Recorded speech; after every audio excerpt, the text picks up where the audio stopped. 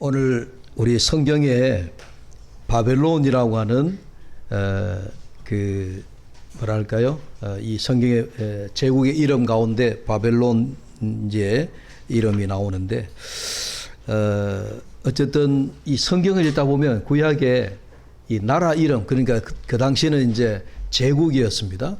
제국 이름이 나오는데 그 제국의 그 유명한 그 조통 박사라고 성경 통성경을 이제 저서하고 우리 한국의 통독 성경을 전파했는 조병호 목사, 우리가 말하기를 성이 조시기 때문에 보통 이제 우리가 조통 박사다 이렇게 얘기하거든요. 우리 교계에서는 그 조 박사가 썼는 성경과 5대 제국이라고 하는 책 속에 보면은 그 우리나라의 그 성경에 나오는 5대 제국을 첫째는 이제 아수르 나라를 얘기하고 있습니다. 우리 성경에 아수르 나오죠. 이 아수르 제국이 BC 722년에 북이스라엘 왕국을 정복해서 이스라엘 백성들을 곳곳에 흩어버리고 또 특별히 이 아수르 나라가 이스라엘을 정복했을 때는 그들의 정책 중에 하나가 포로로 잡혀가고 남아있는 이스라엘 유대 백성들, 예루살렘에 남아있는 백성들은 이방 민족들과 혼합 결혼 정책을 폈습니다. 그래 그 사람들에 의해서 파생되는 사람이 누구냐 하면 신약 성경에 나오는 유명한 사마리아 사람들이에요. 그래서 정통 유대인들이 다른 이방인들보다 누구를 더 미워했을까요? 사마리아인들을 더 미워했어요. 왜? 우리는 포로로 잡혀가지고 신앙을 지키느라고 애를 먹었는데 너희들은 고국의 예루살렘에 남아 있으면서 다른 이방 민족들과 결혼해가지고 파생되어가지고 너희들이 혼혈 민족을 만들었다. 이래가지고 유대 정통 백성들은요. 그래서 사마리아 사람들을 굉장히 싫어했습니다. 그래서 예수님과 사마리아 여인과의 우물가에서 나오는 대화도 나오잖아요. 이제 거기에 나오는 보면은 그 뿌리 깊은 그 이스라엘 백성들에 대한 혐오감을 사마리아인들이 그만큼 당해왔다 하는 이제 그런 나오는데 그게 자기들이 원해서 그런 게 아니고 아수르 제국 시대 때에 아수르 제국이 유다 백성들을 포로로 잡아가고 남아있는 백성들은 그 땅에서 혼혈 민족을 정책적으로 이렇게 만들어버린 거예요. 그 시대의 산물이고 아픔이다. 그렇게 보시면 됩니다. 두 번째 이제 바벨론 나라가 나오는데 이 바벨론 나라는 BC 612년부터 536년까지 다스렸던 그런 당시의 제국이었는데 이 바벨론의 오늘 본문에 나오는 느부갓네살 왕이 BC 606년에 남유다를 정복을 했고 이때의 다니엘과 그의 세 친구를 잡아갔다 하는 이야기. 그래 그 배경으로 성경에 기록되어져 있는 말씀이 오늘 다니엘서이다. 이렇게 여러분들이 이해하시면 되겠습니다. 그 다음에 세 번째 나오는 제국이 바사라고 하는 나라인데 이건 이제 다른 말로 하면 오늘 우리에게 더 익숙한 나라는 페르시아 왕국이다. 여러분 페르시아 왕국 많이 들어보셨죠? 이 페르시아가 성경에는 바사 제국으로 그렇게 성경에 기록되어져 있습니다. 아무튼 이제 넷째 번에 나오는 제국이 헬라 제국인데 이 헬라 제국은 이제 그리스 제국이라고도 말할 수 있습니다. 이 헬라 제국 때는 헬라 제국이 그 당시에 그리스 문화를 이제 온 세계 만방에 펼쳐가지고 소위 말해서 헬라 문명 시대가 굉장히 활발했던 때가 바로 이 헬라 제국 시대 때다. 그래서 헬라 문명이 발달을 했을 때는 가장 먼저 발달했는 것이 뭐냐? 철학, 헬라 철학이라는 말이 있잖아요. 그래서 여기서 나온 말로 헬라 제국 시대 때는 굉장한 철학이 발전했다. 이렇게 우리가 시대를 이해하시면 좋습니다. 마지막으로 다섯 번째는 이 땅에 성경에서 마지막 제국을 있다가 멸망하고 사라졌는 제국이 하나 남아 있습니다. 로마 제국입니다. 이 로마 제국이 이제 마지막 성경에 나오는 마지막 제국 이름인데 소위 BC 63년에 폼페이 장군이 예루살렘을 점령함으로 해가지고 로마의 이 팔레스타인 지역을 점령하는 그런 그 역사가 무려 500년 동안 지배를 했습니다. 그러니까 이 땅에 참 제국들이 고대 제국이 신흥 제국들이 등장했다가 역사는 영원히 가지 않더라고요. 또 역사 속에 사라지고 그러니까 아수르 제국, 그 다음에 바벨론 제국, 바샤 제국, 그 다음에 그리스 제국, 그리고 로마 제국. 여러분 역사 속에 제국이 영원하지 않아요. 이런 역사의 교훈을 보면 글쎄요. 우리가 지금은 우리가 세계 G1, 미국 G2, 스스로 중국이 G2 국가다고 얘기하고 뭐 그러면서 세계를 지배하는 듯한 모습을 보이겠지만 역사가 한 500년 또 1000년이 흘러가고 나면 그 다음에는 또 세계를 지배하는 패권의 나라가 어떤 나라가 나타날는지 그건 알 수 없습니다. 아무튼 이제 이런 우리 성경의 오랜 역사 속에 성경에 기록되어진 그런 제국들이 등장합니다. 그럼 얘기 말씀을 들으면서 목사님 뭐 제국이 하나 빠진 것 같습니다. 이런 얘기 생각이 안 드나요? 바로 애굽, 출애굽기에 나오는 애굽이라고 하는 제국이 물론 제일 먼저 등장합니다. 그런데 이 애굽 제국은 이를테면 성경의 5대 제국이 아수르 제국부터 시작되지만은 선행 제국으로서 애굽 제국이 가장 먼저 등장하고 있습니다. 그래서 애굽 제국까지 합치면은 성경에 나타나는 옛날 고대 제국이 토탈 6개 제국이 된다. 저는 그렇게 보고 있습니다. 아무튼 오늘 다니엘서에서 5대 제국을 중심으로 보자면 우리 역사적으로 BC 612년부터 536년까지 그렇게 긴 기간은 아니었어요. 예?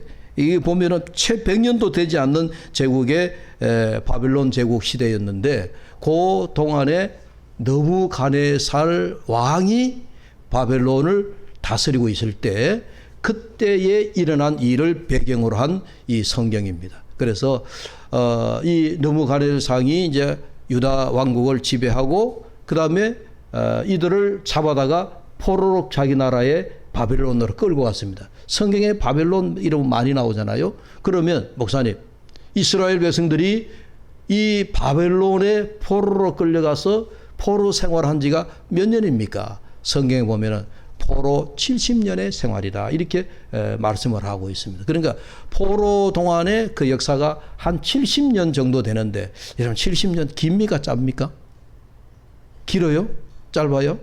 우리나라의 일제강점기 36년에 비하면 2배나 되는 거니까 우리가 일제 36년 동안에 우리말 빼앗기고 우리 성씨 빼앗기고 또 우리 문화를 빼앗기고 여러분 일제 36년 동안에 우리가 일제 빼앗긴 걸 생각하면 어찌 보면 36년, 10년, 20년, 30년?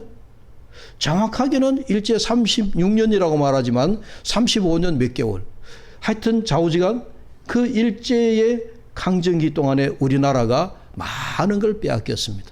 예, 많은 걸 빼앗겼는데 그럼 70년 그 2배 되는 기간이라 그러면 유대 백성들이 이 바벨론의 포로 생활하는 동안에 여러분 많은 걸 잃었겠죠. 그래서 오늘 성경에 보면 벨드사살이라고 하는 이름 계속 나오잖아요. 그게 다니엘의 바벨론식 이름이에요. 다니엘의 본래 자기 이름이 있는데 포로로 끌고 가서 포로로 끌려간 그 사람들이 가장 먼저 정복자들이 뭘부터 이제 바꾸려고 그러냐면은 언어부터 바꾸려고 하는 거예요. 예? 언어를 바꾸는데 그 언어에 가장 접근하기 좋은 것이 이름을 바꾸는 거예요. 그래서 옛날 우리 할아버지 할머니 때 보면 이름이 일본식 이름이 많아요. 지금도 우리 이름들 가운데 일본식의 영향을 입은 이름들이 많이 있습니다. 예. 그렇잖아요. 그래서 이 다니엘도 이 바벨론의 포로를 끌려가고 난 다음에 이름이 이게 성경에 보면은 뭐인가 벨드사살이라 이름이 나오는 거예요. 이 벨드사살이 느부갓네살이 부르는 이름인데 느부갓네살이 다니엘이라고 하는 이름을 바벨론식으로 이름을 바꿔버린 거예요. 이제 그렇게 해서 성경에 벨드사살이다 이렇게 나오는데 이 사람이 누구라고요? 다니엘이다. 다니엘의 이름을 그렇게 바벨론식으로 바꿨다. 그렇게 이름을 생각하시면 됩니다. 제가 신학교 입학해서 오래전에 읽은 책이다. 40년도 더 된 책인데 김동길 교수가 작고하기 전에 작고했습니다마는 신학교 들어가니까 가장 먼저 우리 교수가 책을 하나 소개해 주는데 김동길 교수가 쓴 뜻으로 본 한국 역사다 하는 그런 책을 소개해서 그게 참 읽은 지가 오래됐는데 줄거리가 많이 있지만은 딱 한마디가 기억나는 것이 이런 말이 기억이 납니다. 김동길 교수가 역사학자잖아요. 역사가인데 그게 이 뜻으로 본 한국 역사라고 하는 말도 비슷하지만 우리나라의 역사와 이스라엘의 역사가 고난의 역사 측면에서 보면 아주 흡사하다는 거예요. 이스라엘이 외세의 침입을 많이 받아가지고 포로 생활을 많이 했습니다. 많은 어려움을 겪었는데 우리나라도 일제로부터 시작해가지고 모두 그 앞서서도 마찬가지입니다. 저기 이제 지금은 중국이지만 옛날 우리가 그 고대 사회 때 우리가 많은 민족의 침입을 받고 그렇게 어려움을 많이 겪었잖아요. 우리 민족이 스스로 침략한 것을 한 번도 없고 거의 다가 외세의 침입을 받은 민족이다. 그리고 고난과 순환의 관점에서 보면 이스라엘 역사와 그리고 우리 한국의 역사가 굉장히 닮은 점이 많다. 그래서 우리 한국의 역사도 고난의 역사다, 순환의 역사다 하는 그런 얘기한 것이 기억이 납니다.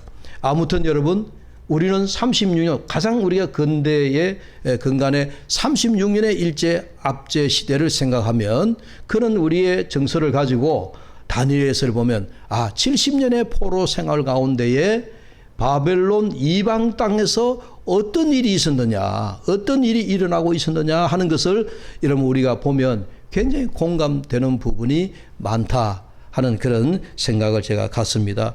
우선 다니엘서를 보면 유다의 순환의 역사를 보여줌과 동시에 이방 땅에서 하나님의 자녀로서 어떻게 신앙을 지켜야 되느냐, 어떻게 신앙을 지켜나가느냐, 그걸 보여주는 말씀이에요. 지금 다니엘이 어디에 있습니까? 예루살렘에 있습니까? 바벨론에 있습니까? 이방 땅 바벨론에 있잖아요. 포로로 끌려간 다니엘과 그의 세 친구들, 이방 땅에 들어가서 그 이방 땅에서 여호와 하나님을 섬기고 믿음으로 신앙을 지키며 살아가야 되는 그 소년들이 어떻게 신앙을 지켜나가느냐를 보여주는 그런 고난의 역사, 그 고난과 순환의 역사 속에서 그들의 신앙이 어떻게 꼽히느냐 하는 것을 보여주고 있는 거죠. 참 눈물겨운 이야기입니다. 여러분, 오늘 우리가 살고 있는 이 시대는 제가 종종 말씀드리죠. 우리는 뭐 신앙의 핍박의 시대도 아니고 우리가 일제강점기 때처럼 우리가 뭐 피난을 가야 된다거나 잡혀갈 우려가 있다거나 그런 시대에 사는 것도 아니고 지금 우리는 너무 평온의 시대에 살고 있는데 다만 이제 우리가 지금은 경제적으로나 또 정치적으로나 불안하고 또 미국 트럼프가 한마디 하는 것에 대해서 관세가 몇 프로 때리느냐 거기에 우리 경제가 막 곤두박질 치고 또 뭐 러시아가 어떻게 나오느냐 중국이 어떻게 나오느냐 이런 우리 한반도 조그마한 한반도를 둘러싼 여러분 이 동북아 쪽에 또 일본이 있죠. 중국이 있죠. 또 가장 가까이에는 북한이 있죠. 그리고 러시아가 있죠. 그리고 물 건너 저기 태평양 건너 있지만은 미국. 이런 여러 가지 다각도 속에 우리 한반도. 여러분 지도를 펴놓고 보면 우리 한반도가 얼마나 작으냐 하는 것을 여러분 보면 깜짝 놀라실 거 아니에요? 세계 지도를 보면 우리 한반도는 우리 손톱만 해요. 예? 그 전체 우리 미국 땅덩어리나 중국 땅덩어리나 러시아의 그 땅의 규모나 이래 보면은 우리 한반도의 땅은 정말 너무 작습니다. 그러나 지정학적으로 우리 한반도는요 무시할 수 없는 아주 소중한 그런 지정학적인 그런 가치를 가지고 있는 땅이기 때문에 그렇게 여러분 바깥의 외세들이 우리 한반도에 정말 눈을 불을 켜고 우리 한반도를 지켜보고 있다 그런 생각이 듭니다. 그런 속에 살아가고 있는 우리가 또 그 속에서 이 시대에 또 한복판에 살아가고 있는 그것도 이 시대에 우리가 예수 믿는 사람으로서 우리가 어떻게 살아가야 되느냐 참 이게 우리가 시대적인 우리가 수수께끼 과제가 아닐 수 없다 하는 그런 생각을 가집니다. 자, 다니엘이 바벨론에 포로로 끌려와서 여러분 그의 신앙을 어떻게 지켜나가느냐 다니엘서 1장을 보면은 그 한 장면에서 우리가 다니엘의 그 귀한 마음을 볼 수가 있거든요. 자, 1장 8절을 여러분 올라가서 한번 볼까요?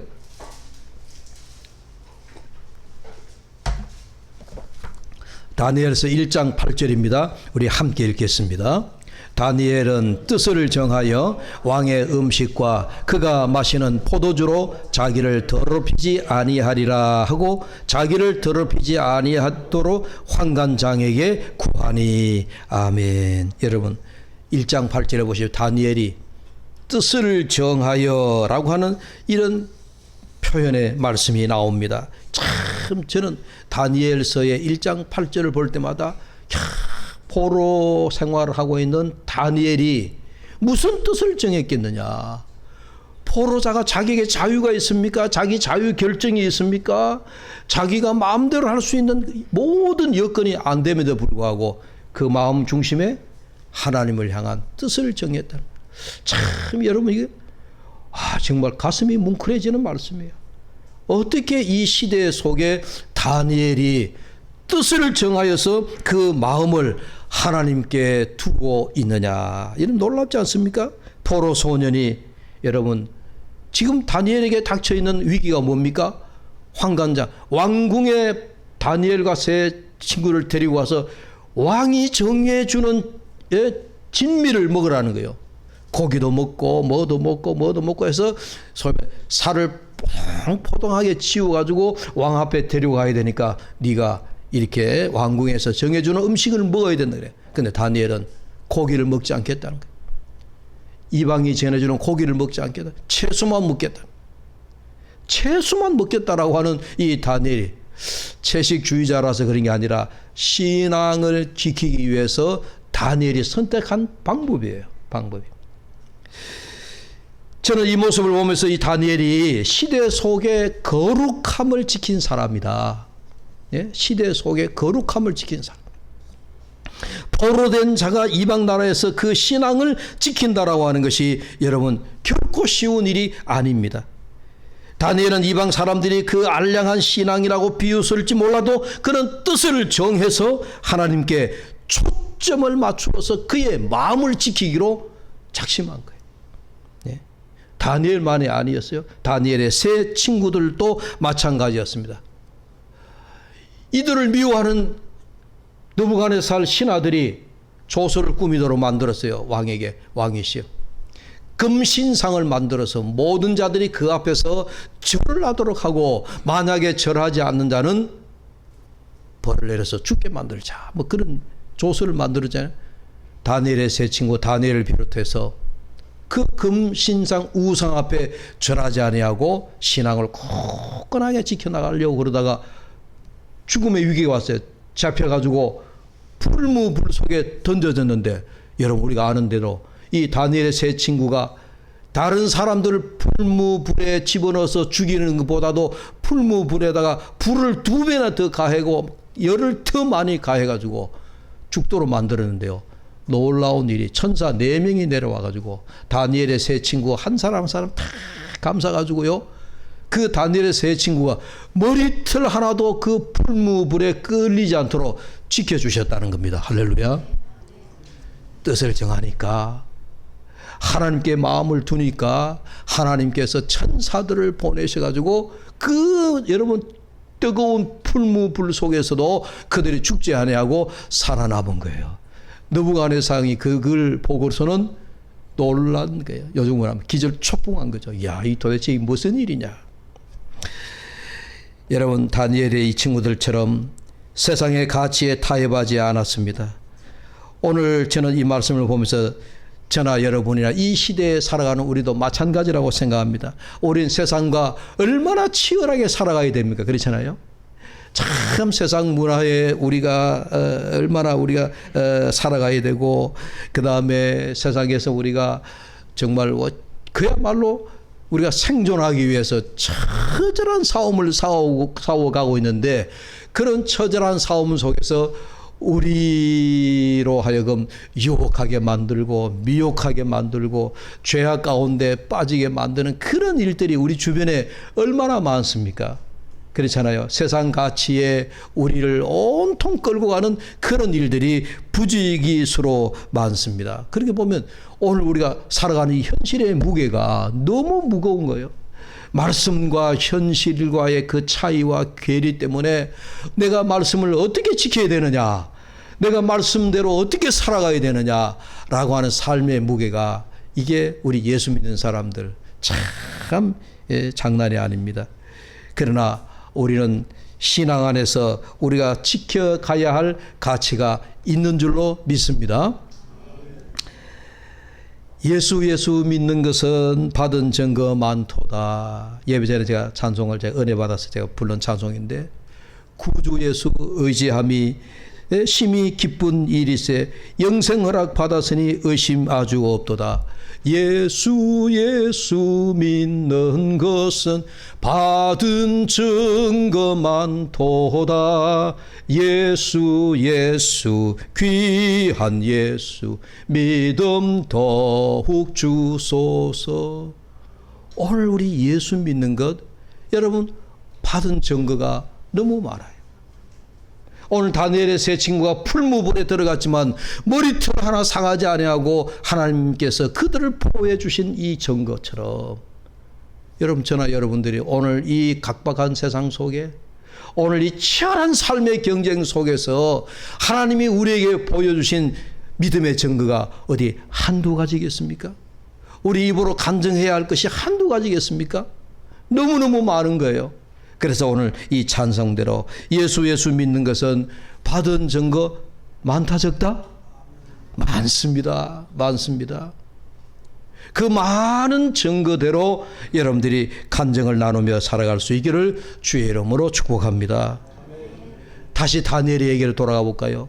다니엘 속에 뭐가 있다고요? 거룩한 신앙이 있다. 거룩함을 지키고자 하는 그 다니엘 속에 거룩함의 신앙이 있다. 이건요, 다니엘이 스스로 증거한 거 아니에요.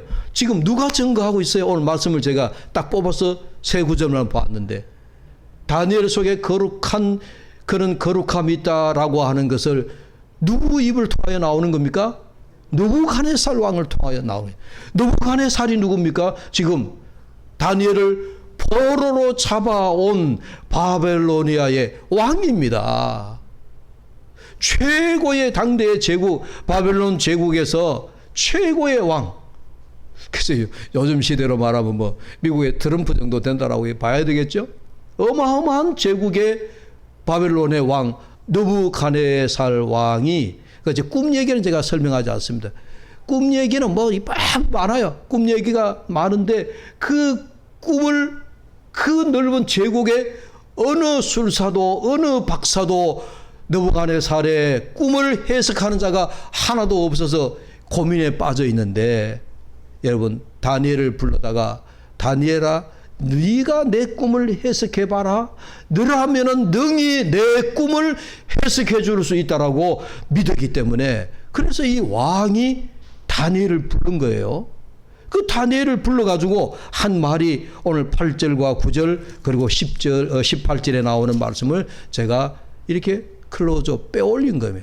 여러분 다시 보십시오. 8절을. 그 후에 다니엘이 내 앞에 들어왔으니 그런 내 신의 이름을 따라 벨드사살, 다니엘의 또 다른 바벨론 이름이죠. 이름 한 자요. 그의 안에는 다 같이 읽겠습니다.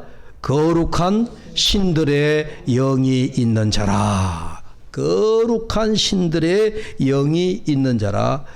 9절에도 바벨론 왕이 다니엘을 가리켜서 네 안에 거하는 거룩한 신들의 영이 있다라고 느부갓네살 왕이 말하는 거예요.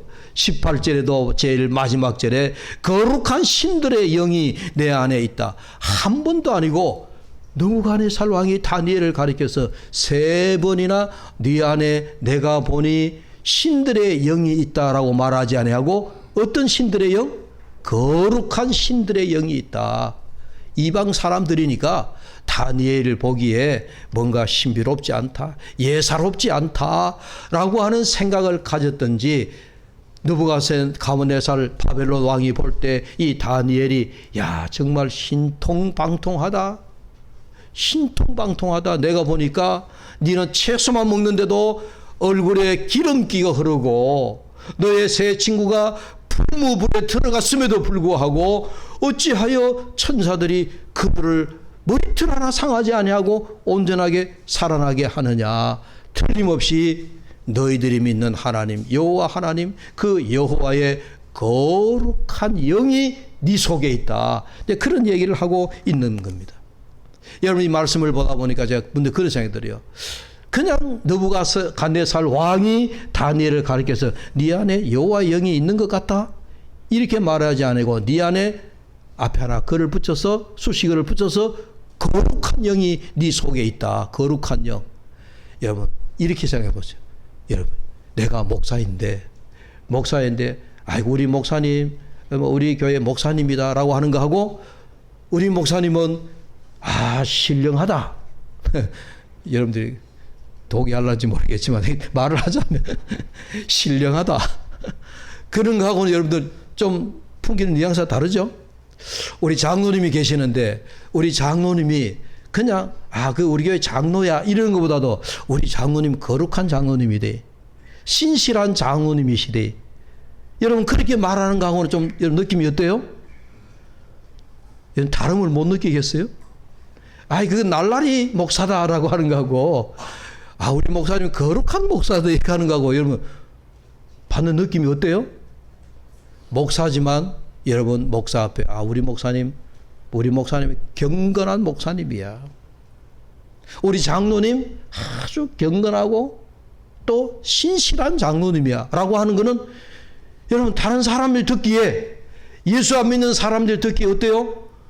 그 느낌이 완전히 다른 거예요. 그 이해되시죠? 온 느부갓네살 왕이 다니엘을 가리켜서 네가 하나님을 믿는 사람이구나 말하지 않고 네 속에 거룩한 영이 있다라고 말하는 게 그게 뭔가 뉘앙스가 다른 거예요. 그래서 다니엘 속에는 뭐가 있다는 거예요? 거룩함이 있다는 거예요. 거룩함. 이게 굉장히 중요한 얘기입니다. 여러분 오늘날로 말하면 우리 예수 믿는 우리들 속에 예수 믿지 않는 사람들 우리를 바라볼 때에 대우들에게 교우들이 그 안에 성령이 계시는 것 같아. 두레교회 성도들을 만나면 그 속에 거룩한 영이 있는 분들 같아. 그런 얘기예요. 이런 말을 자신 있게 해도 되겠죠? 우리 두레교회 성도들 속에는 신실함이 가득하고 거룩한 영이 가득하고 오늘 이 시대에 성령으로 충만한 우리 두레교회 성도들이다. 할렐루야. 제가 이 억지로 제가 가다 붙이는 거. 오늘 거룩한 삶을 살아내는 능력이 바로 우리 속에 하나님의 거룩한 영이 있을 때 그렇게 거룩한 삶을 살아낼 줄로 믿습니다. 제가 7월달 돼가지고 날씨는 덥고 갑자기 예년과 달라서 너무 날씨가 7월 초에 많이 더웠잖아요. 지난주에는 한 이틀 아침 저녁 선선한 바람이 불어가지고 이게 정상 날씨인가 이상 기온인가 그래서 좀 잠깐 헷갈려 하더라고요. 그런데 오늘 아침 또 더운데 그래서 제가 우리 교우들 더운 여름에 주일날 오셔가지고 목사 설교 길게 하면 제일 짜증나겠다 싶어가지고 설교를 20분으로 짧게 한다 하는 게 오늘 벌써 시간이 다 돼가지고 결론을 내려야 되겠습니다. 사랑하는 여러분, 오늘 다니엘을 가리켜서 이방 나라 이방 왕이 네 속에 거룩한 신의 영이 있다. 안 믿는 사람들이 오늘날 우리를 보면서 하는 말과 같은 거예요. 여러분 이런 말을 우리가 들어야 하지 않겠습니까? 예수 믿지 않은 사람들이 우리를 볼 때 또 다른 교우들 우리 대구투례교회 우리 교우들을 볼 때에 대구투례교회 교우들을 그 속에 하나님의 영이 있는 사람들 같아.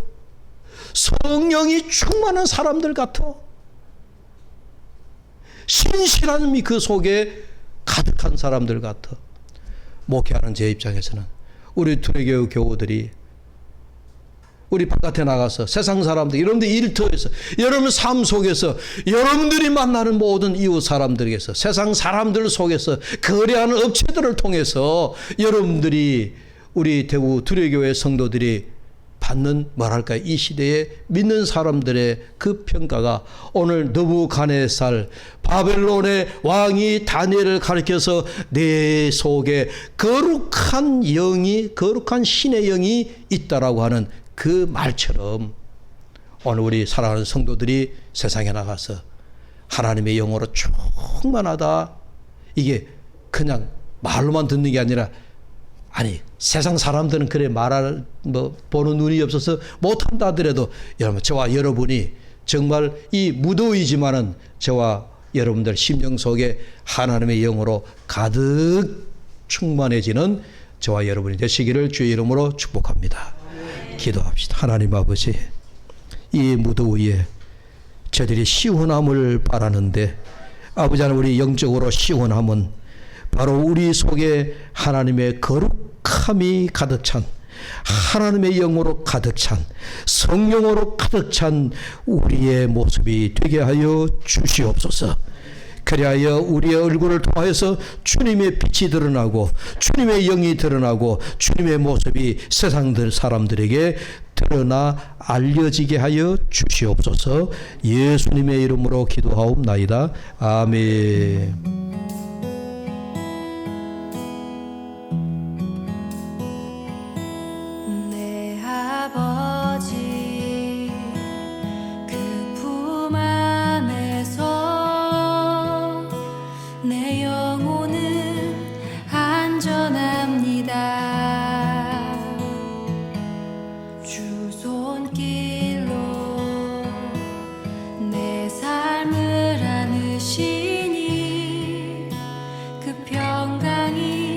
나를 덮습니다.